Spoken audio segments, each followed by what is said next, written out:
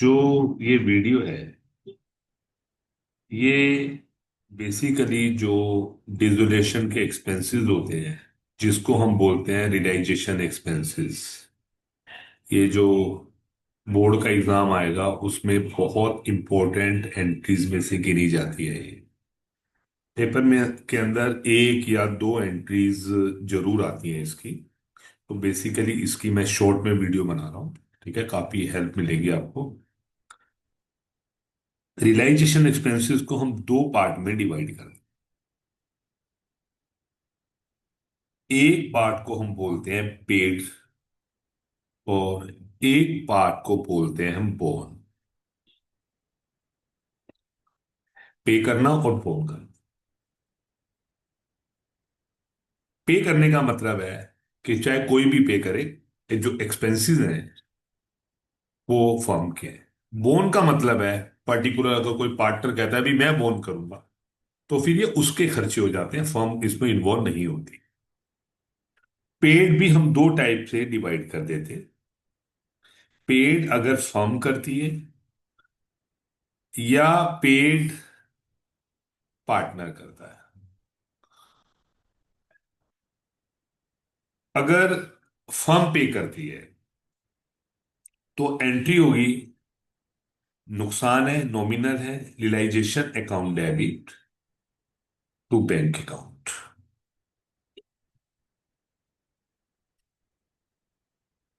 Realisation account debit to bank. ये firm pay कर रही है। अगर पार्टनर पे करता है तो उसकी एंट्री होती है रियलाइजेशन अकाउंट डेबिट टू ए। मान लो ए पार्टनर है, ए इज कैपिटल, बी पार्टनर है तो बी का नाम आ जाएगा। तो जब ये पे करते हैं, पे करने का मतलब है कि जो एक्सपेंसिव हैं वो फर्म के हैं, चाहे पे कोई भी कर रहा हो।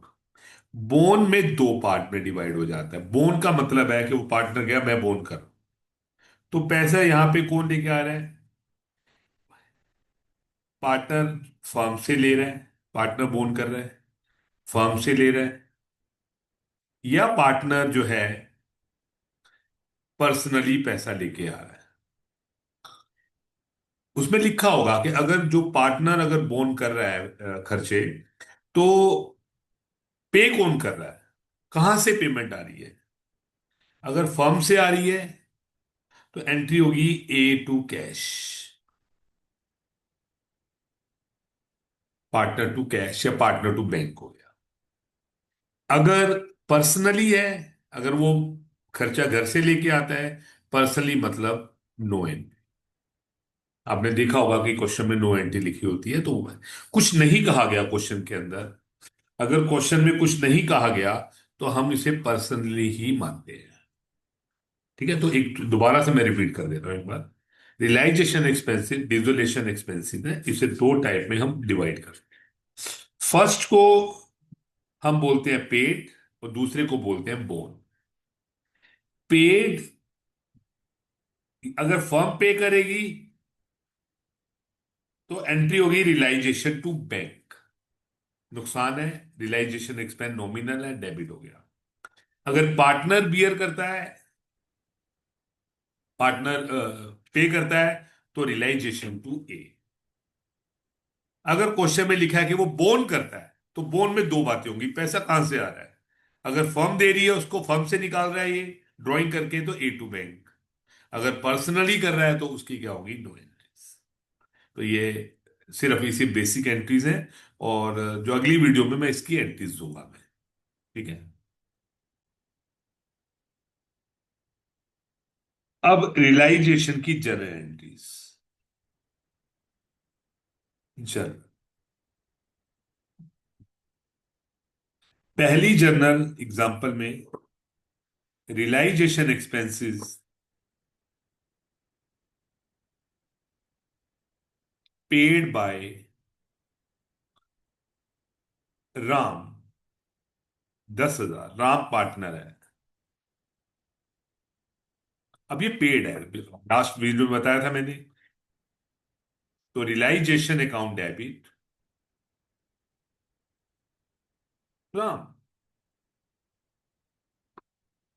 10,000। नुकसान है, नुकसान में रियलाइजेशन नॉमिनल है, डेबिट होगा। और राम जो पे कर रहा है, राम्स कैपिटल लिखना जरूर, इसके आगे पूरा फुल फॉर्म लिखते हैं। और कॉलम में बनती है, नरेशन भी लिखते हैं। सेकंड एंट्री, अगर लिखा है realisation expenses borne by Ram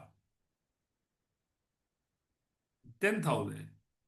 अब ये बोन है, और मैंने आपको क्लियरली बताया था, बोन में कुछ ना कहा जाए तो हम ये मानते हैं कि वो पर्सनली बोन कर रहा है। और पर्सनली बोन करना मतलब नो एंट्री, आपको लिखनी पड़ेगी नो एंट्री। आप ऐसे नहीं है कि आप लिखो ही ना, पेपर में आपको लिखनी पड़ेगी नो एंट्री, डैश नहीं छोड़ना आप। तीसरी एंट्री, अगर ये आ जाए realisation expenses borne by Ram 10,000 out of firm bank, firm bank से लिया, फर्म के बैंक से लिया गया है, फर्म से पैसा लिया जा रहा है, तो आपको पता है एंट्री हो जाएगी Ram capital account debit to cash और बैंक। ये आ गया। तो दोबारा से रिपीट कर लेते हैं एक बार। तीन जर्नल दी मैंने, एक में पेड था रियलाइजेशन टू राम, अगर ये फर्म पे करती तो रियलाइजेशन टू कैश आ जाता। बोन में मैंने दोनों ले लिए। पहला बोन पर्सनली कर रहा है, कुछ लिखा नहीं है तो पर्सनली हो गया। क्वेश्चन में लिखा बोर्न है और कहीं नहीं लग रहा पता कि वो पर्सनली है, तो फिर वो पर्सनली माना जाएगा। और फाइनली वो फर्म से पैसा ले रहा है, तो एंट्री होगी Ram to cash. Right. Thank you.